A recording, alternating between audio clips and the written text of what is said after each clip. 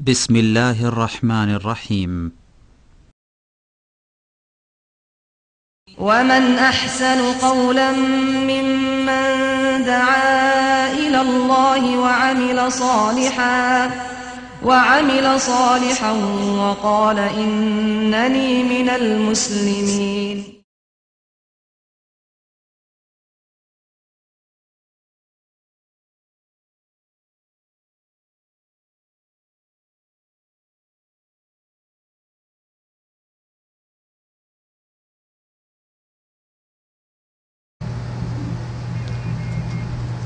السلام عليكم ورحمة الله وبركاته. إن الحمد لله نحمده ونستعينه ونستغفره ونعوذ بالله من شرور أنفسنا ومن سيئات أعمالنا. من يهده الله فلا مضل له ومن يضلله فلا هادي له وأشهد أن لا إله إلا الله وحده لا شريك له وأشهد أن محمدا عبده ورسوله صلى الله تعالى عليه وعلى آله وصحبه وسلم تسليما كثيرا. يا أيها الذين آمنوا اتقوا الله حق تقاته ولا تموتن إلا وأنتم مسلمون.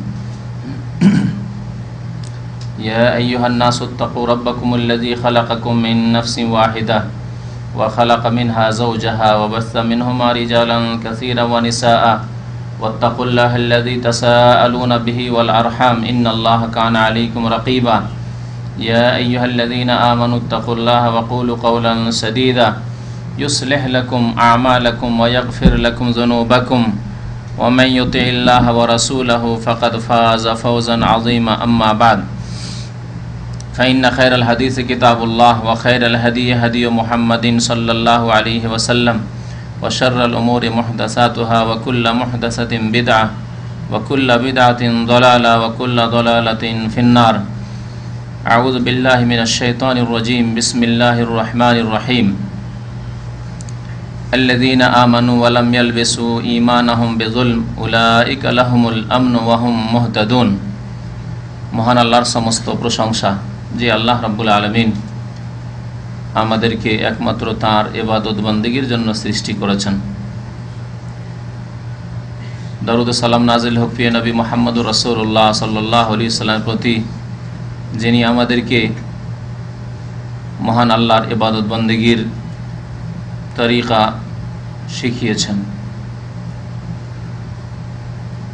এবং আল্লাহ রাব্বুল আলামিনের ইবাদত বন্দেগী ছাড়া অন্যের পূজা পাঠ উপাসনা থেকে সতর্ক করার জন্য, বরং অন্যের পূজাকে পৃথিবী থেকে মুছে ফেলার জন্য, শিরককে নিশ্চিহ্ন করার জন্য প্রেরিত হয়েছিলেন। আল্লাহুম্মা সাল্লি আলাইহি আল্লাহুম্মা বারিক আলাইহি।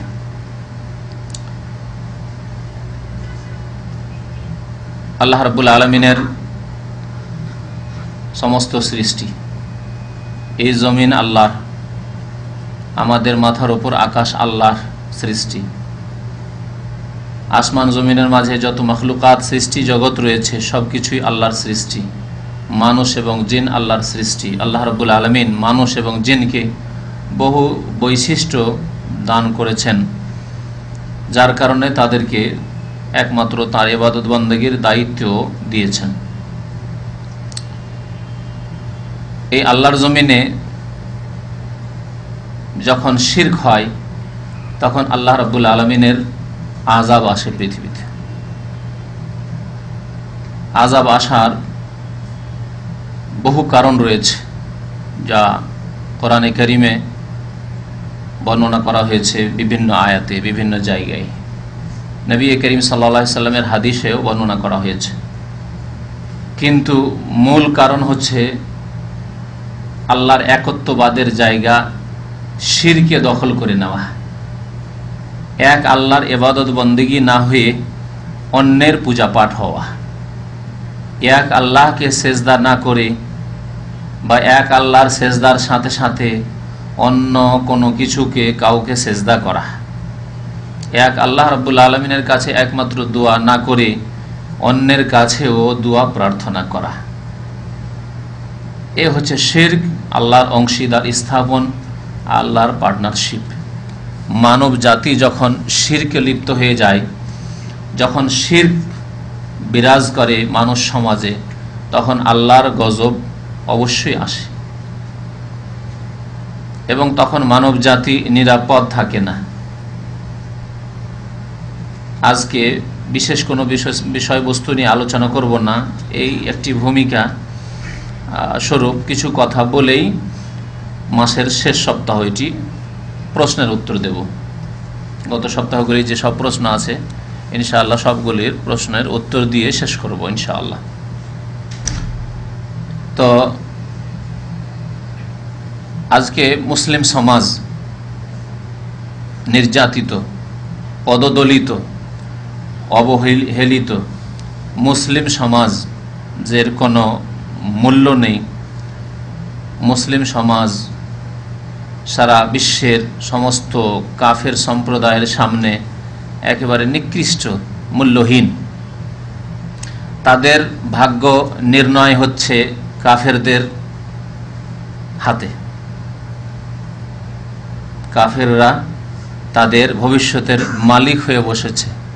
এর পিছনে মূল কারণ হচ্ছে উম্মতে মুসলিমায় শিরকের অনুপ্রবেশ। সুতরাং সেই জাতি নিরাপদ নয় যেই জাতির মধ্যে শিরকের অনুপ্রবেশ ঘটেছে।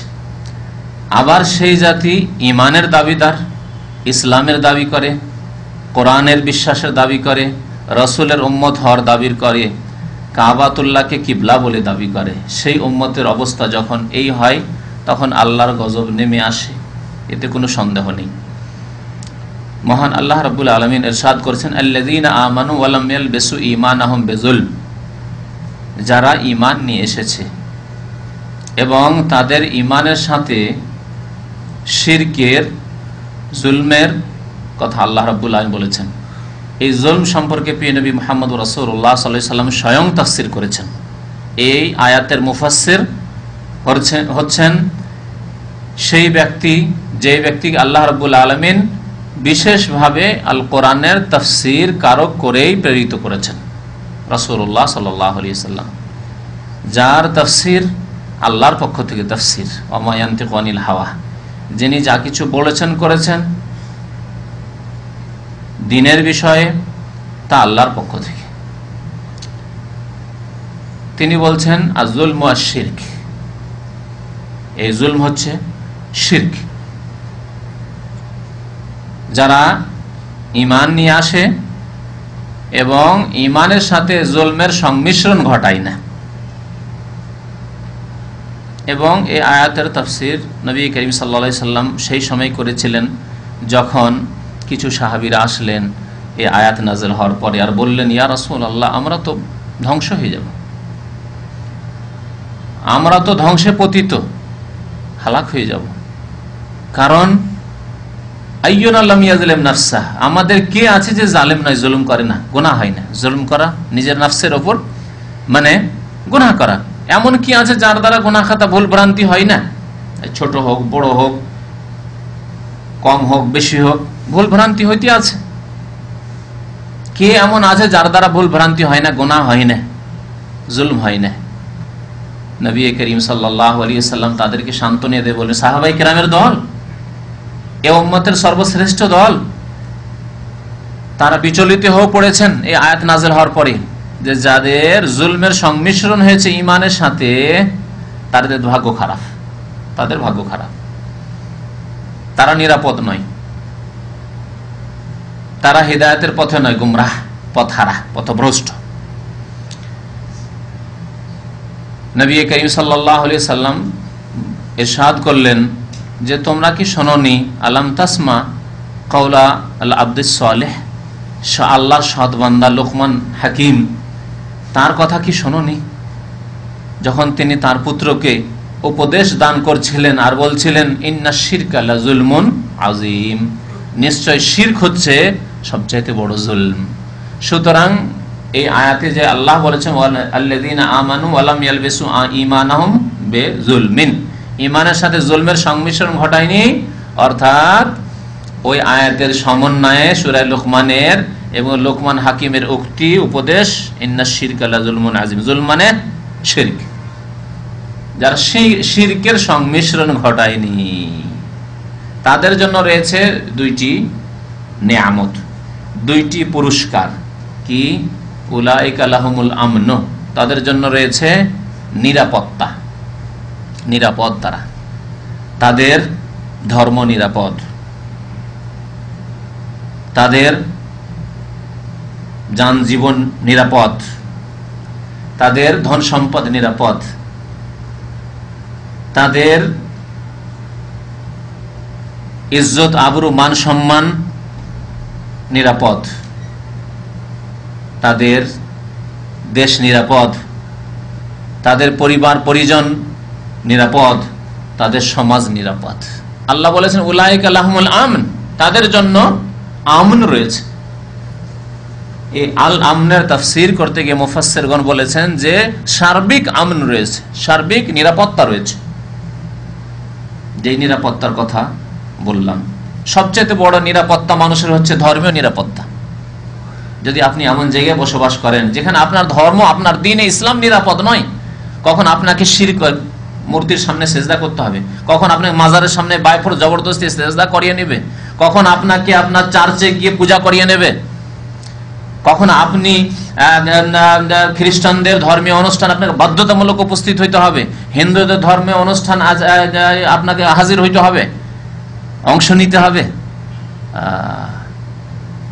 সবচাইতে বড় বিপদ হচ্ছে ঈমান এবং ইসলামের বিপদ। কিন্তু আজকালকার মুসলিম তা বুঝে না।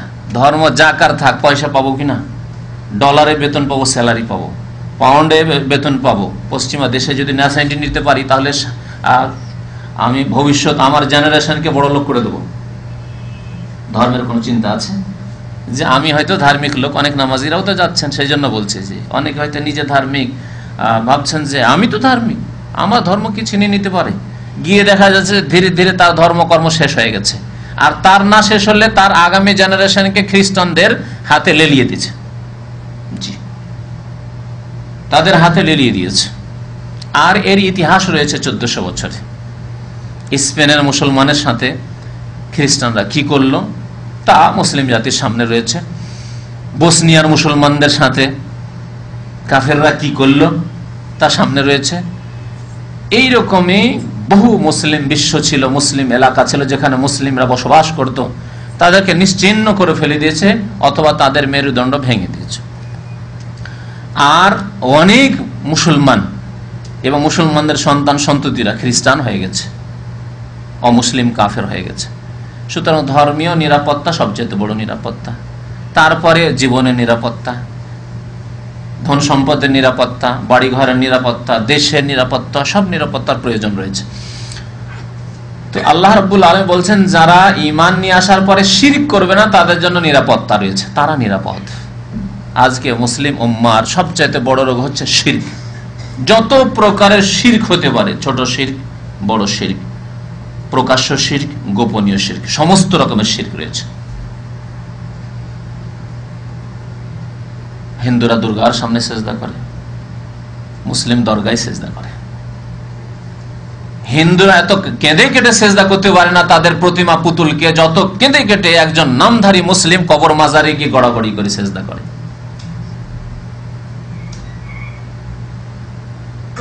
তো সমস্ত রকমের শিরক মজুদ রয়েছে মুসলিম সমাজে, যার ফলে মুসলিম জাতি নিরাপদ নয়, তাদের ধর্ম নিরাপদ নয়, তাদের দেশ নিরাপদ নয়, তাদের মান ইজ্জত নিরাপদ নয়, তাদের পরিবার নিরাপদ নয়, কিছুই নিরাপদ নয়। উলাইকা লাহুমুল আমন ওয়া হুম মুহতাদুন, এবং যাদের ঈমানের সাথে শিরকের সংমিশ্রণ নেই তারাই সঠিক পথে। এই জাতি সম্পর্কে, এই সম্প্রদায় সম্পর্কে নবী করিম সাল্লাল্লাহু আলাইহি ওয়াসাল্লাম ভবিষ্যদ্বাণী করেছেন যে আমার উম্মতের একটি দল সবসময় সত্যের ওপর সাহায্যপ্রাপ্ত হয়ে জয়ী হয়ে থাকবে। লা তাযালু তায়ফাতুম মিন উম্মতি যাহিরিনা আলাল হাক্কি মানসুরা। আমার উম্মতের একটি দলের কথা বলা হয়েছে, তাহলে একটি দল সব সময় শিরক মুক্ত থাকবে, কিন্তু সেই দলের সংখ্যা অতি অল্প হবে। এই জন্য নবী সাল্লাল্লাহু আলাইহি ওয়াসাল্লাম তায়ফাতুম মিন উম্মতি, আমার উম্মতের একটি অংশ, তায়ফা মানে অংশ, তায়ফা মানে একটি ছোট্ট দল, এবং এই দল সারা বিশ্বে ছড়িয়ে ছিটিয়ে থাকবে। এক দেশে খুঁজে শুধু পাবে না যে এক দেশে শুধু ওই দল রয়েছে আর অন্য দেশে না, এমন কথা নেই। প্রত্যেক দেশে রয়েছে, ছড়িয়ে ছিটিয়ে রয়েছে।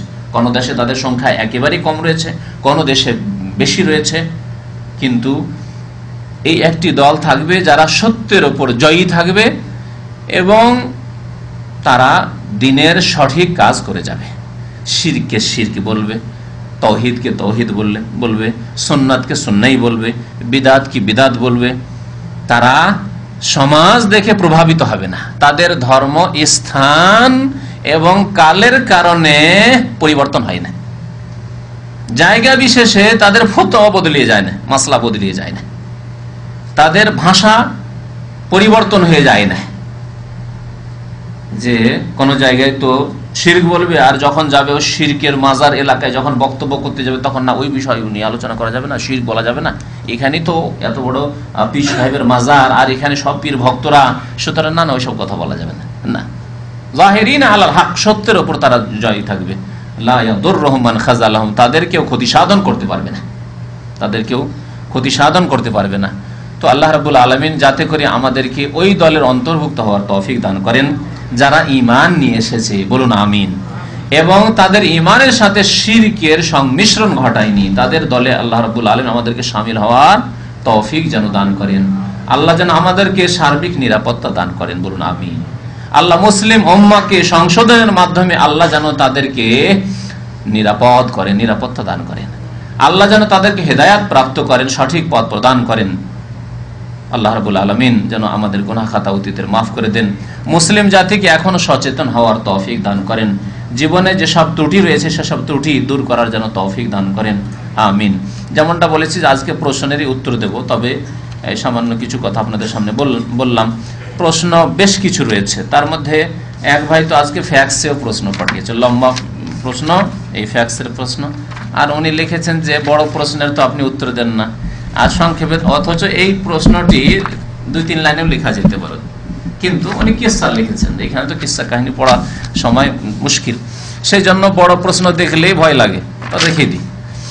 তো এই প্রশ্নের খোলাসা হচ্ছে যে একজন মুসলমান আর একজন মুসলমান একই রুমে থাকে, দুইজনই নামাজি, একজন লোক অন্যজনকে বলেছে তুমি মালাউন, অভিশপ্ত, বা তোমার আল্লাহর গজব হোক, এটি বলা জায়েজ না নাজায়েজ? এক লাইনে হবে না প্রশ্নই করা? একজন মুসলিম আর একজন মুসলিমকে কি মালাউন বলতে পারে, অভিশপ্ত বলতে পারে, মাগজুব ও অভিশপ্ত প্রাপ্ত আল্লাহর গজব হোক তোমার বলতে পারে? এ হচ্ছে হুকুম, এ হচ্ছে প্রশ্ন, এর উত্তর সম্পর্কে আপনাদেরকে শোনাবো ইনশাআল্লাহ। নবী করিম সাল্লাল্লাহু আলাইহি সাল্লামের বহু হাদিস রয়েছে, 2-1টি হাদিস বুখারী বা অন্যান্য হাদিস থেকে, মুসলিম থেকে নোটও করেছি, সেজন্য বাকি আগের প্রশ্নগুলি যেগুলি আছে সেগুলির উত্তর দেব।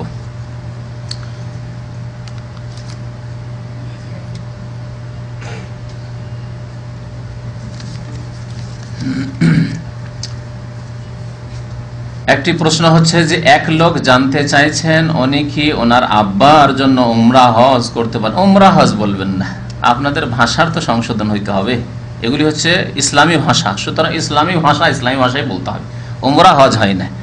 আর এই বাংলা ভাষাভাষীরা উমরা হজ যে এই ভুল ভাষা শিখে রেখেছে, যার কারণে 10 বছরও থাকে সৌদি আরবে আর হজ করে না। জিজ্ঞাসা করি হজ করেছেন? হুজুর উমরা হজ করেছি, কাজ হয়ে গেছে তার, উমরা হজ করেছে। আর না হয় বলবে, কেউ বলবে যে হুজুর ছোট হজ করেছি, ছোট হজ দিয়ে পার করে দিল 5 বছর 10 বছর, দেশে ফিরে চলে গেল, ফরজ আদায় করলো না, যেটি আল্লাহ ফরজ করেছেন, 5টি ফরজের একটি ফরজ, 5টি যে ইসলামের পিলার, একটি পিলারই তার নেই না ইসলামের। কিন্তু এই ভুল ভাষা যদি না শিখে থাকতাম তাহলে আমরা উমরাকে ছোট হজও বলতাম না আর উমরা হজও বলতাম না। সুতরাং আমরা হজকে মনে করতাম হজ ফরজ, হজ করতে হবে। হজ করা হচ্ছে ইসলামের 5ম পিলার, আর এই হজবিহীন মুসলমান হওয়া যাবে না। যারা হজ করতে পারবে তাদের, যারা হজ করতে পারবে না, যারা যাকাত দিতে পারবে না, তারা 3টি করলে মুসলমান হইতে পারবে। কিন্তু যারা যাকাত দিতে পারবে, যাকাত দিল না, হজ করতে পারবে, হজ করলো না, তারা মুসলমান হতে পারবে না। তো কথা হচ্ছে যে তিনি উমরা করতে চান বাবার নামে, অথবা কোনো মানুষ জীবিত নেই তার জন্য। জি, কোনো মানুষ জীবিত নেই, মৃত ব্যক্তির পক্ষ থেকে উমরা করতে পারবেন, মৃত মা, বাবা বা আত্মীয় স্বজন বা অন্য যে কোনো আপনার ওস্তাদ হোক, যে কেউ হোক না কেন, অন্য কোনো ব্যক্তি হোক, উমরা মৃত ব্যক্তির পক্ষ থেকে করতে পারবেন ইনশাআল্লাহ তাআলা। আর আরেক ব্যক্তির পক্ষ থেকে করতে পারবেন, তা হচ্ছে অসুস্থ ব্যক্তি, যে ব্যক্তি নিজে এসে তার হজের কাজ সম্পাদন করতে পারবে না, দুই রকম লোক, জীবিত কিন্তু এমন অসুস্থ যে নিজে হজের কাজগুলি করতে পারবে না। তৃতীয় কোন ব্যক্তির পক্ষ থেকে ওমরা বদল চলবে না বা হজ বদল চলবে না, হজও বদল চলবে না আর ওমরাও বদল চলবে না। তৃতীয় ব্যক্তি কি? সুস্থ জীবিত। এরা দুই রকম হইতে পারে, পয়সা আছে পৌঁছার অথবা পয়সা নেই। পয়সা আছে স্বাভাবিক, তাহলে তো এটা আপনারাও বলবেন না যে পয়সা আছে আর সুস্থ, তাহলে নিজে এসে করবে। তারপরে অনেকে করে না আবেগে, যে এখন তো আসতে পারবে না, এখন তার ছেলে মেয়েদের বিবাহ সাজ দিতে হবে, চাকরি করছে, চাকরি থেকে রিটায়ার হবে, ইত্যাদি ইত্যাদি। বা নতুন বিয়ে করেছেন, 10 বছর পর সময়, পয়সা আছে হয়তো আপনার কাছে আপনার বিবিকে হজ করাবার, তারপরে না এখন করাবেন 10-20 বছর পর, কখনো নিয়ত রেখেছেন, কিন্তু এখন বিবির পক্ষ থেকে হজ, বিবির পক্ষ থেকে উমরা, হ্যাঁ, বা সুস্থ বাবা মায়ের পক্ষ থেকে, জীবিত সুস্থ তাদের পক্ষ থেকে উমরা না। তাহলে দুই শ্রেণীর লোক মোটামুটি ধরে রাখুন যে যাদের পক্ষ থেকে উমরা করা যাবে না, হজও করা যাবে না বদল। তারা কারা? যাদের পয়সা আছে মক্কা মদিনা মক্কা পৌঁছার, অথচ তারা বলছে যে আমার একটা উমরা করে নিও, বা তাদের পক্ষ থেকে আমি নিজের খেয়ালেই বলেনি, তারপরে করলেন। আর এক শ্রেণীর লোক পয়সা নেই, এই ক্ষেত্রেই ভুলটা বেশি করে মানুষ। পয়সা নেই আসার, আপনার বাবার বা আপনার ভাইয়ের বা আপনার কোনো আত্মীয় দাদার কারো, আপনি ভাবছেন যে আমি যখন এতদিন ধরে আছি আর নিজের উমরা তো অনেক করলাম, তো আমার ভাইটা তো আসতে পারে না, বা আমার শ্বশুর সাহেব তো গরিব মানুষ আসতে পারে না, আমার শাশুড়ি তো গরিব মানুষ আসতে পারবে না, তো তার একটা বদল উমরা করে নি, চলবে না, চলবে না। অভাবী তার নেই কাজ, উমরা নেই। যেমন জাকাত নেই, জীবনে জাকাত দিচ্ছে কোনোদিন? পয়সা নেই, জাকাত দেয় না। তেমন পয়সা নেই, হজ নেই, উমরা নেই, জায়েজ নয়, বরং করলে গুনাহ হবে, বিদআত হবে, কবুল হবে না। কারণ কোরআন এবং হাদিসে এর কোনো প্রমাণ নেই। কোরআন এবং হাদিসে মৃত ব্যক্তির প্রমাণ আছে। আর নবী সাল্লাল্লাহু আলাইহি ওয়াসাল্লামকে এক লোক জিজ্ঞেস করলেন যে আমার আব্বা অথবা আম্মা বলে প্রশ্ন করা হয়েছে, লা ইয়াসবুতু আলা রাহিলা, সওয়ারির উপর বসতেই পারে না। তাহলে এমন রোগী হইতে হবে যে ব্যক্তি ফ্লাইটে বসালে ফ্লাইটে বসতে পারবে না, নামতে পারবে না, সিঁড়ি দিয়ে তওয়াফ করতে পারবে না। তওয়াফও না করতে পারলো, তওয়াফ হয়তো করিয়ে দেওয়া যাবে ঠেলা গাড়ি দিয়ে, কাঁধের উপরে করে, কিন্তু সে চলাফেরা করতে পারে না, অক্ষম, একেবারে অচল অবস্থা, বিছানা ধরে নিয়েছে, এই সব লোক। জি, তো আশা করি স্পষ্ট যে দুই শ্রেণীর মানুষের বদল উমরা বা হজ করতে পারবেন। মেয়েদের হাজ হলে ওই সময় ফরজ নামাজগুলি কিভাবে আদায় করতে হবে? কেমন মুসলিম ভাই যে যার এই মাসলায় জানা নেই, হ্যাঁ, যে হাইজ হলে আবার নামাজ পড়তে হবে? হ্যাঁ, মহিলাদের মাসিক ঋতু হলে নামাজ পড়তে হবে নাকি? হ্যাঁ, তাহলে নামাজ কি হবে? কাজা করতে হবে পরে? হ্যাঁ, নামাজ কি মাফ, রোজা হাদিসে রয়েছে তাকদিস সওম ওয়ালা তাকদিস সালাহ। ঋতুবতী মহিলা রোজা কাজা করবে, মানে অন্য সময় পুরা করবে, কিন্তু নামাজ কাজা করবে। নামাজ আল্লাহ মাফ করেছেন তাদের। জানি না এই মহিলাদের প্রশ্ন না পুরুষদের প্রশ্ন, আল্লাহ পাকই জানে। যদি স্বামীর এই জ্ঞান হয় তাহলে তার মহিলা তো অর্ধেক জ্ঞান। নবী সাল্লাল্লাহু আলাইহি ওয়াসাল্লাম বলেছেন মহিলাদের জ্ঞান অর্ধেক। তো পুরুষ ভাই যদি জিজ্ঞেস করে থাকেন তাহলে মহিলাই আল্লাহ পাক জানে যে তাদের কতটুকু জ্ঞানী সম্পর্কে আছে। যাই হোক, দিনের জ্ঞান এই ক্ষেত্রেই বলা হয়েছে যে তালাবুল ইলমে ফারিদাতুন আলা কুল্লি মুসলিম, প্রত্যেক মুসলিম নরনারীর জন্য দিনের শিক্ষা হাসিল করা ফরজ, এইরকম জ্ঞান হাসিল করা ফরজ। যে হাইজের অবস্থায় কি করবে, নামাজ পড়বে না পড়বে না, রোজা রাখবে না রাখবে না, তার রোজাটা কি করবে, হ্যাঁ, তাহারাত পবিত্রতা, হ্যাঁ, নামাজ, এগুলি এলম হাসিল করা ফরজ। তৌহিদের জ্ঞান, তৌহিদ কাকে বলে, শিরক কাকে বলে, সুন্নত কাকে বলে, বিদাত কাকে বলে, কোনটি শিরক কোনটি তৌহিদ। সিজদা করলাম মাজারকে আর কবরকে, আর ভাবলাম যে আল্লাহ কি তো সিজদা করলাম। কাবা শরীফের সামনে সিজদা করে যদি আল্লাহ পাওয়া যায়, তো মাজারে সিজদা করে আল্লাহকে কেন পাওয়া যাবে না? হ্যাঁ, এইরকম দিন সম্পর্কে জাহেল থাকলে তার হবে না। তাহলে দিন সম্পর্কে এইসব যেগুলি বুনিয়াদী বিষয়, সেগুলির জ্ঞান হাসিল করা ফরজ।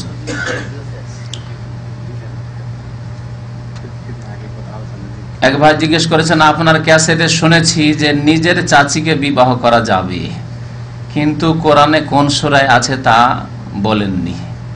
বিবাহ করা যাবে না আল্লাহ তা বয়ান করেছেন, কারণ যাদেরকে বিবাহ করা যাবে তারা অসংখ্য। পৃথিবীতে প্রত্যেক মহিলাকে বিয়ে করা যাবে মাত্র 14 রকমের মহিলা ছাড়া, 14 রকমের নারী ছাড়া বাকি সবগুলিকে বিয়ে করা যাবে। সুতরাং ইসলামের তরিকা হচ্ছে যে যেগুলি কম সেগুলিকে বয়ান করে দেওয়া হয়েছে, যেগুলি হারাম নিষিদ্ধ। 14টা হারাম, বাকি সব জায়েজ। খালাতো বোন, ফুফাতো বোন, তাহলে যে হালাল যদি করতে হতো তাহলে তো এইরকম তাহলে 2-4টা হাদিস এই কাজের জন্যই লাগতো। হ্যাঁ, ঠিক কিনা? এখন কেউ যদি জিজ্ঞাসা করে যে সৌদি মহিলা আমার জন্য বিবাহ করা জায়েজ হবে কিনা, সিরিয়ান জায়েজ হবে কিনা, আমি বাঙালি একজন অন্য ভাষী জায়েজ হবে কিনা, তো এর দলিল কোথায় কোরআন আছে? এগুলো ইসলামে একটা একটা করে বলবে, তাহলে তো ভাষা বলতে বলতেই তো কয়েকটা হাদিসের কিতাব লাগবে তাহলে, ঠিক না? যে সব ভাষীকে বিয়ে করে, উর্দু ভাষীও করতে পারো, হিন্দি ভাষীও করতে পারো, নেপালিও বিয়ে করতে পারো, ফিলিপিনও বিয়ে করতে পারো, ইন্দোনেশিয়াও বিয়ে করতে পারো, তারপরে খাদ্দামাও পারো, আর হসপিটাল নার্সও পারো, আর মেডিকেল ডাক্তারও পারো, মহিলা ইঞ্জিনিয়ার হলেও পারো, আর স্কুলে চাকরি করা হলেও পারো। এইভাবে বয়ান করবে নাকি? বুঝতে হবে শরীয়তকে। তো কথা হচ্ছে যে আল্লাহ রাব্বুল আলামিন কোরআনে কারীম হুররিমাত আলাইকুম উম্মাহাতুকুম ওয়া বানাতুকুম ওয়া আখাওয়াতুকুম, আমরা 4 পারার শেষ থেকে 4র্থ পারার শেষ থেকে শুরু করে 5ম পারার কিছু অংশ আল্লাহ রাব্বুল আলামিন এই লম্বা কয়েকটি আয়াতে বর্ণনা করেছেন 14 প্রকারের মহিলাকে বা নারীকে আল্লাহ রাব্বুল হারাম করেছেন। হুররিমাত আলাইকুম উম্মাহাতুকুম, আর শুরু করেছেন আল্লাহ রাব্বুল আলামিন মা থেকে, তোমাদের উপর হারাম করা হয়েছে তোমাদের মাদেরকে। তারপরে কোরআনে এত সংক্ষেপে বর্ণনা করা হয়েছে যে মায়ের মধ্যে মা, মায়ের ওপরে যতগুলি, মায়ের মা, তারপরে বাবার মা, বাবার মাও মা, শরীয়তের ভাষায়, কোরআনের ভাষায় দাদি নানি সবগুলি মা, শুধু দাদি নানি না, দাদির মা, দাদির দাদি, দাদির নানি, নানির নানি, হ্যাঁ সবগুলি হচ্ছে উম্মাহাতুকুম। উম্মাহাত বলে ওপরের যতগুলি মহিলারা রয়েছেন আপনার আম্মার ওপরে, আপনার আব্বার ওপরে, সবগুলি হারাম। জি, উম্মাহাতুকুম ওয়া বানাতুকুম, তোমাদের মেয়েদেরকে হারাম করা হয়েছে, কিন্তু তোমার মেয়ের মেয়ে, নাতনিকে বিয়ে করবেন, ছেলের মেয়ে বিয়ে করবেন। তা বানাতুকুম বলে নিচের যতগুলি মেয়ে সবগুলিকে হারাম করে দিয়েছে কোরআন, কত সংক্ষেপে। জি, তোমার মেয়ের মেয়ে, মেয়ের মেয়ের মেয়ে, যত বাড়াইবেন এদিকে সবগুলি হারাম। যদি আপনি এত বয়স পান, 300 বছর বয়স পেয়ে যান, 200 বছর বয়স পেয়ে, তাহলে মেয়ের মেয়ের মেয়ের মেয়ে চলে সামনে সাবালিকে পেয়ে যাবেন, তো বিয়ে করতে হইতে পারবে, আপনি ইচ্ছুক হতে পারেন। আমার দেশের জাহেল মূর্খরা নাতনিদের সাথে রহস্য মজাক করে, দেখেছেন? এরা বড় জাহেল মূর্খ, অথচ কোরআন এবং হাদিসের ভাষায় মেয়ের মেয়ে, ছেলের মেয়ে, এর আপন মেয়ে, আপন মেয়ের সাথে রহস্য মজাক করে। আমাদের সমাজের জাহেলরা করে না, কিন্তু জাহেলরা না নাতনিকে বলে, নাতনি সাবালিকে হয়েছে, নাতনি বিয়ে করবি, পছন্দ হয়েছে, বুড়া বলে। এই হচ্ছে জাহেল সমাজ আমাদের। এগুলি শেখান ওই বুড়াগুলিকে, এবং আপনারাও শিখে যান যেগুলি হারাম, এই রহস্য মজাক করা, মুহাররামাত এরা। তো এইভাবে আল্লাহ রাব্বুল আলামিন খালাতুকুম, আম্মাতুকুম, খালা, ফুফু, এইভাবে আল্লাহ রাব্বুল আলামিন সব বর্ণনা করেছেন। তার মধ্যে চাচি নেই, তার মধ্যে মামি নেই। জি,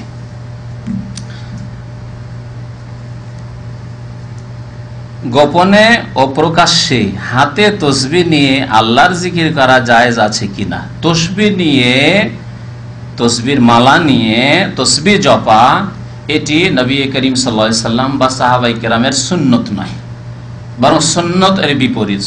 সুন্নত হচ্ছে নবী সাল্লাল্লাহু আলাইহি সাল্লামের বলেছেন যে ইকিরনা বিল আনামিল, তোমরা হাতের যে জোড়গুলি রয়েছে, পোরগুলি, এগুলির দ্বারা কি করো? তসবিহ গণনা করা। এই একটি হাদিস রয়েছে। ফাইন্নাহুন্না মাসউলাত, কারণ এগুলিকে জিজ্ঞাসা করা হবে, এবং মুস্তানতিকাত, এরা কথা বলবে, কথা বলবে, আল্লাহ রাব্বুল আলামিনের দরবারে সাক্ষী দেবে। এই হলো হাদিস। আরেকটি হাদিস রয়েছে নবী সাল্লাল্লাহু আলাইহি ওয়াসাল্লামের ফেল, কর্ম। কানা রাসূলুল্লাহ সাল্লাল্লাহু আলাইহি ওয়াসাল্লাম ইয়াকিদুত তাসবিহা বিয়ামিনিহি, নবী সাল্লাল্লাহু আলাইহি ওয়াসাল্লাম তসবিহ গণতেন ডান হাতে, বিয়ামিনিহি।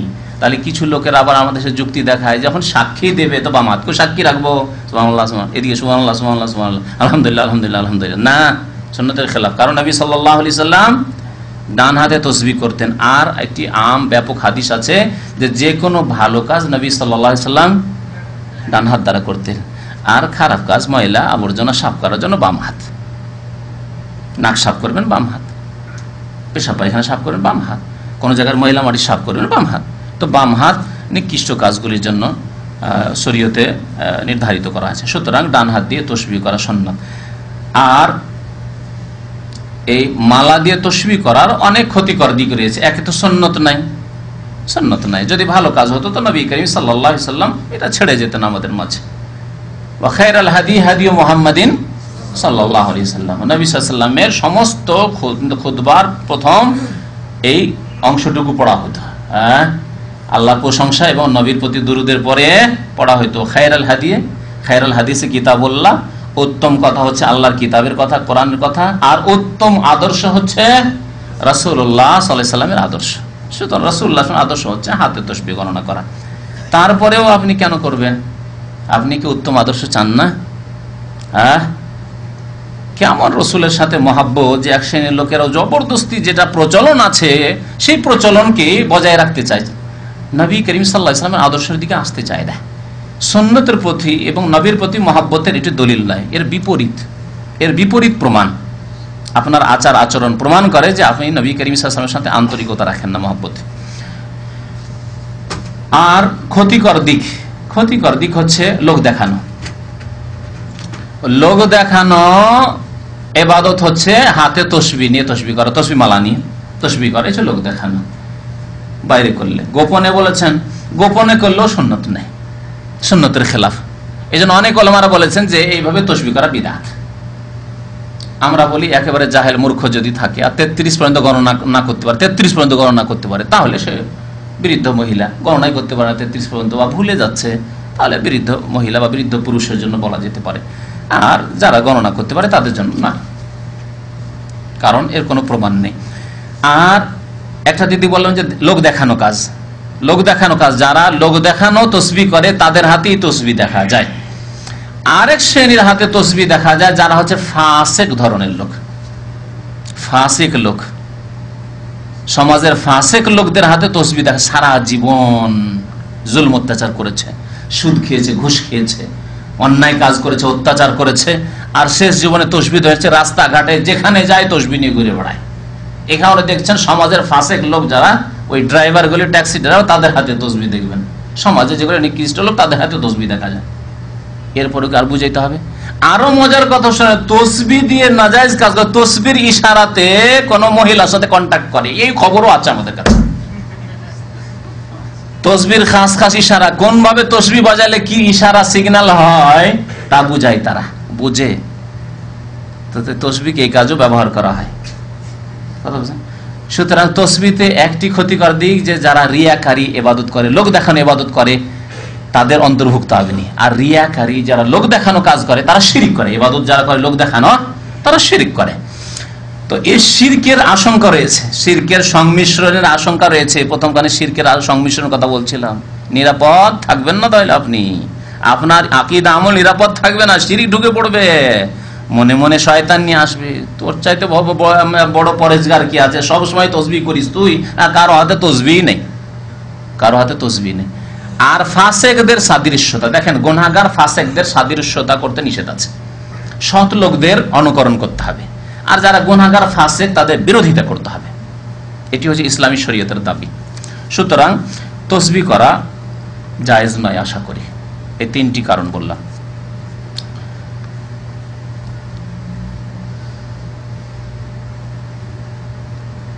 আর আঞ্চলিক ভাষায় আল্লাহকে ডাকা যাবে কিনা? হ্যাঁ, আল্লাহকে যে কোনো ভাষায় ডাকা যায়, আল্লাহকে যে কোনো ভাষায় ডাকা যায়। আঞ্চলিক ভাষায় ডাকেন, চিটাগাংয়ের ভাষায় ডাকেন, আর আপনি সিলেটের ভাষায় ডাকেন, আর নোয়াখালীর ভাষায় ডাকেন, পানি বলেই ডাকেন, আল্লাহ হানি দাও বলেন, আল্লাহ বৃষ্টি চাইছেন আর পানি দাও না বলে আল্লাহ হানি দাও বলেন, লাফ দেওয়া না বলে আল্লাহ ফাল দাও বলেন, যাই বলেন আপনি, হ্যাঁ ঠিক না? এগুলি ভাষা কিনা সব বুঝেন আল্লাহ রাব্বুল আলামিন, তো আল্লাহ দেবেন।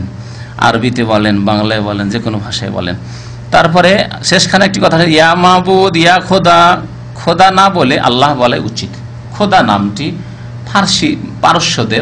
পারস্য ভাষীদের আবিষ্কার। সুতরাং আর খোদা যে কোনো 99টি নামের কোনো একটি নামের অর্থ তাও বোঝা যায় না, এ উর্দু ভাষীরা বেশি ব্যবহার করে। আর উর্দু ভাষায় প্রভাবিত আমাদের দেশের যারা ইসলামী বইগুলি লিখে তারা, যার কারণে এই খোদা শব্দটি বেশি বেশি ব্যবহার করে।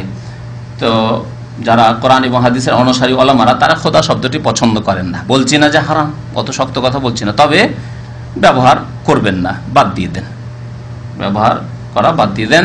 আল্লাহ বলেন, আল্লাহ যে নামটি নিজের জন্য, ওয়ালিল্লাহিল আসমাউল হুসনা, নিজের জন্য চয়েস করেছেন। আপনার যে নামটি সেই নামটি ধরে না ডেকে যদি অন্য কোনো নাম দিয়ে ডাকি তো ভালো লাগবে কি? যতই ভালো নাম বলি আপনার নাম হচ্ছে মোহাম্মদ, আর আপনাকে যদি আব্দুল্লাহ, তাহলে আব্দুল্লাহ ভালো লাগবে খুব, যদি আব্দুল্লাহ নাম ভালো।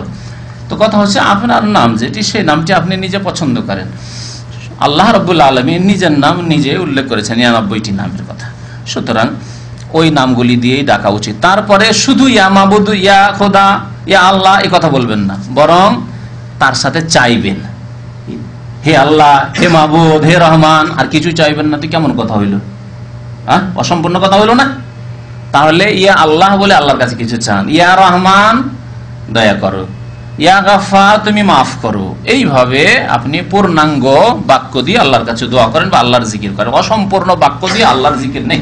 ইয়া আল্লাহ, ইয়া রহমান, ইয়া সাত্তার, ইয়া গাফফার এগুলো করবেন না, তার সাথে চান, তার সাথে চান। কারণ কোরআনে আল্লাহ বলছেন আল্লাহর সুন্দর সুন্দর নাম আছে, ফাদউহু বিহা, সেই নামগুলির মাধ্যমে কি করো? তার কাছে দোয়া করো, চাও। তাহলে চাইতে হবে। কোরআনের বাস্তবায়ন এটি হচ্ছে যে আল্লাহ, আল্লাহ তুমি আমাকে মাফ করে দাও, আল্লাহ তুমি আমার রহম করো, আল্লাহ আমার এই দোয়া কবুল করো। আম্বিয়াদের দোয়াতে কোথাও ইয়া আল্লাহ শুধু আছে? না, আছে রব্বানা তাকাব্বাল মিন্না, শুধু রব্বানা রব্বানা আছে কোথাও? রব্বানা তাকাব্বাল মিন্না ইন্নাকা আনতাস সামিউর, রব্বানা যালামনা আনফুসানা, রব্বানা হাব লানা মিন আজওয়াজিনা। তাহলে পূর্ণাঙ্গ বাক্য দিয়ে তারা আল্লাহকে স্মরণ করেছে। জি, আমি মাগরিব নামাজ পড়ার সময় পাইনি, কিন্তু এশার নামাজ আরম্ভ হয়ে গেছে, এখন আমি কি এশার না মাগরিব নামাজের নিয়ত করব? এ সম্পর্কে ওলামাদের দুটি মত আছে। তবে এই ক্ষেত্রে বেশি ভালো হচ্ছে যে তরতিব আর জরুরি থাকবে না। আসল হচ্ছে যে তরতিব খেয়াল রাখতে হবে। প্রথম মনে রাখেন, আসল হচ্ছে যে তরতিব খেয়াল রাখতে, অর্থাৎ মাগরিবের নামাজ আগে, মাগরিবের নামাজ আগে পড়া উচিত, তারপরে এশা। কিন্তু এই ক্ষেত্রে তরতিব করলে সমস্যা যেটি, সেটি হচ্ছে যে এশার নামাজ শুরু হয়ে গেছে, তার সাথে তো লাগতে হবে, আলাদা তো জামাত করা যাবে না। আর ওর ইমাম সাহেবের সাথে লাগলে 4 রাকাত উনি পড়ে সালাম ফিরবে, আপনি 3 পড়ে বসলে বিরোধিতা করতে হচ্ছে, বসে যেতে হচ্ছে। অথবা কেউ কেউ বলছেন বসে যাও আর বসে থাকো, তারপরে যখন 4 রাকাত পড়ে যখন সালাম ফিরবে তার সাথে সালাম ফিরো। তাহলে এগুলি এতগুলি বিস্তারিত কথা বা অতিরিক্ত কথা নবী সাল্লাল্লাহু আলাইহি সাল্লাম থেকে নেই, এগুলি ইজতিহাদি কথা। সুতরাং এরকম ইজতিহাদি ফতোয়া না দিয়ে এটি একটি ফতোয়া। যারা বলছেন না, হর অবস্থায়, যে কোনো অবস্থায় তরতিব, পর্যায়ক্রম যেটা, সেটা বজায় রাখতে হবে। সুতরাং মাগরিবের নামাজ আগে আল্লাহ ফরজ করেছেন, মাগরিবের নামাজ আগে পড়তে হবে। তাহলে এই ফতোয়ার উপর যদি আমল করা হয়, তাহলে সমস্যাটা যেটা দাঁড়াবে যে এশার নামাজ তিনি 4 রাকাত পড়বেন, আর আপনি গিয়ে প্রথম রাকাত থেকে লেগেছেন, 3 পড়ার পর আপনার তো কোর্স শেষ হয়ে গেছে, এখন কি করবেন? তারা কেউ বলছেন যে বসে যান, বসে গিয়ে আপনি সালাম ফিরে দেন, তাহলে বিরোধিতা। তারপরে অতিরিক্ত এই যে কথাটি বসে যেতে হবে, সালাম ফিরতে হবে, এই কথাটি নবী সাল্লাল্লাহু আলাইহি ওয়াসাল্লাম থেকে প্রমাণ নেই, তাহলে ইজতিহাদ করতে হচ্ছে নিজের পক্ষ থেকে। আর কেউ কেউ বলছে না বসে থাকেন সালাম ফিরিয়েন না, একসাথে সালাম ফিরবেন, আর 1 রাকাত পড়তে দেন ইমামকে, এই অতিরিক্ত কথাও নেই নবী সাল্লাল্লাহু আলাইহি ওয়াসাল্লাম থেকে। তাহলে তো নিজের খেয়াল খুশি ফতোয়া দিতেই হচ্ছে। তো এই না করে যে তারতিবের ব্যাপারটি আছে, এখানে বলেন তারতিবটা এখানে আর থাকছে না, ফরজ থাকছে না। এশার মাগরিবের ক্ষেত্রে আর তারতিব নাই, তখন আপনি এশা পড়ে নেন, এশার পিছনে এশা পড়ে নেন, তারপরে মাগরিব পড়ে নেন, তারপরে মাগরিব পড়ে নেন। এটি বেশি ঠিক দুইটি মতের মধ্যে। অন্যান্য নামাজের ক্ষেত্রে যেমন ফজর নামাজ, এশার নামাজ ছুটে আছে, ফজর নামাজ 2 রাকাত পড়ে ইমাম সাহেব সালাম ফিরে দেন, সেই ক্ষেত্রে এশার নিয়ত করেন, আগের নামাজ আগে পড়েন, পরে আপনি ফজর নামাজ পড়বেন আলাদা করে। কিন্তু আলাদা জামাত করতে পারবেন না। আর একটি রাস্তা হচ্ছে আলাদা জামাত করার, যেটি রাস্তা যে একই মসজিদে এশার জামাত চলতে আছে বা ফজর জামাত চলতে আছে, আর আপনি এশার নামাজ পড়ছেন বা মাগরিব নামাজ পড়ছেন, না, চলবে না। একই মসজিদে 2 জামাত চলবে না, 2 নামাজও চলবে না, না ফরজের 2 জামাত চলবে, আর না ফরজ চলছে আর সুন্নাত পড়তে থাকবেন। যেমন আমাদের দেশের এক শ্রেণীর লোকেরা ফজরের নামাজের সুন্নাত পড়তে থাকে, এইখানেও কিছু লোক ইন্ডিয়ান, পাকিস্তানি, বাংলাদেশদেরকে দেখা যায় সুন্নতের খেলাফ কাজ। এইরকম নামাজ হবে না। নবী করিম সাল্লাল্লাহু আলাইহি ওয়াসাল্লাম বলেছেন লা সালাতা ইল্লাল মাকতুবা, যখন ইকামত হয়ে যাবে তখন ফরজ ছাড়া আর কোনো নামাজ হয় না। এইরকমই সফরে, মক্কা মদিনা সফরে দেখা যায় রাস্তায় যে একই মসজিদে 2 জামাত হচ্ছে, একদল মাগরিব পড়ছে আর একদল ইশা পড়ছে, না জায়েজ না। কিন্তু আমাদের সমাজ, মুসলিম সমাজের মাসলা মাসাইল না জানা থাকার কারণে যে হালত, একদল বলছে যে নামাফি মুশকিল, আর দল মাফি, শুরু করে দিল। আর কি করবেন আপনি? সেই ক্ষেত্রে আপনি আগের যে জামাতটি লেগেছে সেই জামাতে লাগেন। যদি এরকম অবস্থা দেখেন যে একই মসজিদে 2 জামাত চলছে, তো আগে যে জামাতটি আরম্ভ হয়েছে সেই জামাতে আপনি শামিল হন, তাতে যে নামাজই হোক না কেন। জি,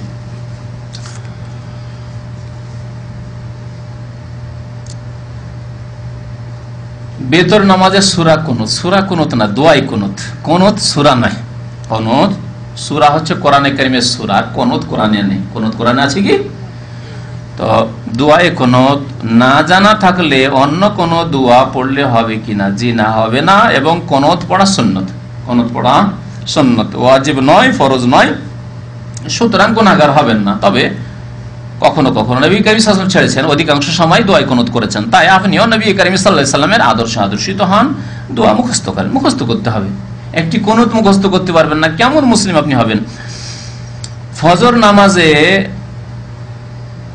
ফজর নামাজে রাত ৩টার সময় উঠতে না পারলে সকালে রোদ উঠিলে নামাজ পড়িলে হবে কিনা জানাবেন। জি না, নামাজ হবে না। মহান আল্লাহ কোরআনে বলেছেন, ইন্না সলাতা কানাত আলাল মুমিনিনা কিতাবাম মাওকুতা, নিশ্চয় নামাজ মুমিনদের উপর যথা সময় ফরজ করা হয়েছে, নির্দিষ্ট সময়ে ফরজ করা হয়েছে, অর্থাৎ সময় নামাজের নির্ধারিত করা হয়েছে। এবং যেই দিন নবী করিম সাল্লাল্লাহু আলাইহি সাল্লাম মেরাজ থেকে আসলেন, তারপরে সকালে জিবরাইল আলাইহিস সালাম চলে আসলেন মক্কাতুল মুকাররমায়। আর এখনো খোলাখুলি নামাজ পড়া যায় না, এখনো জামাত সহকারে নামাজ পড়লে গোপনে দারুল আরকামে নামাজ পড়েন, কাবার পাশে না। সেই সময় জিবরাইল আলাইহিস সালাম আসছেন, আসার পরে 2 দিন অবস্থান করেছেন মক্কাতুল মুকাররমায় নবী করিম সাল্লাল্লাহু আলাইহি ওয়াসাল্লামের সাথে। ইমাম জিবরাইল আলাইহিস সালাম, মুক্তাদি রাসূলুল্লাহ সাল্লাল্লাহু আলাইহি ওয়াসাল্লাম। একদিন আউয়াল ওয়াক্তে, প্রথম ওয়াক্তে, যেমন জোহরের নামাজের সময় 12:30টায় 12:15 পড়িয়ে দিলেন আজকাল যেমন, আর পরের দিন একেবারে শেষ ওয়াক্তে, আর এটা 3টার সময়। এইভাবে 5 ওয়াক্ত করে 10 ওয়াক্ত নামাজ জিবরাইল আলাইহিস সালাম পড়িয়ে গেলেন। আর শেষখানে বললেন যে ইয়া রাসূলুল্লাহ আল ওয়াক্তু মা বাইনা হাযাইনি, এই যে 2 দিন নামাজ পড়াইলাম, এর মাঝে হচ্ছে নামাজের ওয়াক্ত, এর আগেও চলবে না, পরেও চলবে না, সময়ের আগেও নামাজ হবে না আর সময়ের পরেও নামাজ হবে না। ইমাম ইবনে তাইমিয়া রাহমাতুল্লাহ আলাইহি এই সম্পর্কে স্পষ্ট ভাষায় লিখেছেন, যারা শরীয়তের বিনা ওজরে, শরীয়তের ওজর কোনোদিন ঘুম ভাঙলো না, অ্যালার্ম লাগিয়ে রেখেছেন তারপরেও ঘুম ভাঙলো না, মাঝে মাঝে সপ্তাহে এক একদিন এরকম হয়ে যাচ্ছে, এসি চলে আজকাল, শোনা যায় না, অনেক সময় অ্যালার্ম শোনা যায় না, বাস্তব, আমরা নিজের কথা বলছি। 2-2টি অ্যালার্ম আমি লাগিয়ে রাখি, কখনো 3টি লাগিয়ে রাখি। তারপর অনেক সময় এসিতে শোনাই যায় না যে অ্যালার্ম বাজলো কিনা, অ্যালার্মটা আগেই থাকে। আল্লাহু আকবার। তো এইরকম হয়, তো যদি এইরকম অনিচ্ছাকৃত হয় তাহলে তো ওজর। আর ইচ্ছা করে যে না আমি বিলম্ব করে ঘুমাই, আর কি করে বা উঠবো, নামাজটা পড়েই নেবো, সকালে উঠে নামাজটা পড়ে নেবো, নামাজ কবুল হবে না। ইমাম ইবনে তাইমিয়া রাহমাতুল্লাহ বলছেন যে এইরকম নামাজ আল্লাহ কবুল করবেন না, কখনো কবুল হবে না। ভুলে যাওয়া আর ঘুম, এই 2টি হচ্ছে শরীয়তি ওজর। আর ইচ্ছা করে ঘুম নয়, অনিচ্ছাকৃত ঘুম। ইচ্ছা ছিল জাগার, নিয়ত করে আলহামদুলিল্লাহ সৎ নিয়ত নিয়ে শুয়েছি যে ফজরে জাগবো, তারপর জাগতে পারিনি, কোনো গুনাহ নেই ইনশাআল্লাহ।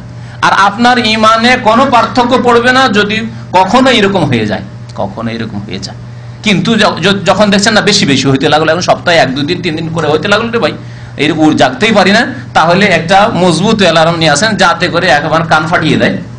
ওইরকম ঘড়ি লাগান আপনি, মোবাইলে কাজ হচ্ছে না, মোবাইলের অ্যালার্ম তো অত মজবুত হয় না, হয়তো নাও হইতে পারে, তখন ওই রকম অ্যালার্ম বাজান আপনি, বারবার রিপিটে দিয়ে দেন, বারবার করে বাজতে থাকবেন। জি, ব্যবস্থা আছে। এক ভাই লিখেছেন, দেশে আমার একটি LIC আছে, LIC মানে লাইফ ইন্স্যুরেন্স, জীবন বীমা আছে, অ্যাকাউন্ট খোলা আছে, অ্যাকাউন্ট খোলা আছে, কয়েক বছর দেওয়া হয়েছে এবং আরো কয়েক বছর বাকি আছে। ইসলামিক সেন্টার আসার পর জানতে পারলাম যে ওটা জায়েজ নয়। জি, জুয়া, ইন্স্যুরেন্স জুয়া, লাইফ ইন্স্যুরেন্স হোক, আর গাড়ি ইন্স্যুরেন্স হোক, আর ঘর ইন্স্যুরেন্স হোক, আর কার ইন্স্যুরেন্স, ইন্স্যুরেন্স মানে জুয়া। জুয়া মানে বুঝেন তো, অল্প দিয়ে অনেক সময় বড় লাভবান হয়ে গেলেন, আর অনেক সময় অনেক দিলেন কিন্তু লাভবান হলেন না। আমরা যারা লাইসেন্সের ইন্স্যুরেন্স করছি, এরকমই হচ্ছে কিনা? সারা বছর দিয়ে রাখলে বছরকে বছর ধরে আপনি ইন্স্যুরেন্স করতে আছেন, আলহামদুলিল্লাহ আপনার অ্যাক্সিডেন্ট হলো না, 1 পয়সাও পেলেন না। আর যদি অ্যাক্সিডেন্ট হয়ে যায়, লাখ লাখ টাকা পেয়ে গেলেন আপনি। হ্যাঁ, এর নামই তো জুয়া।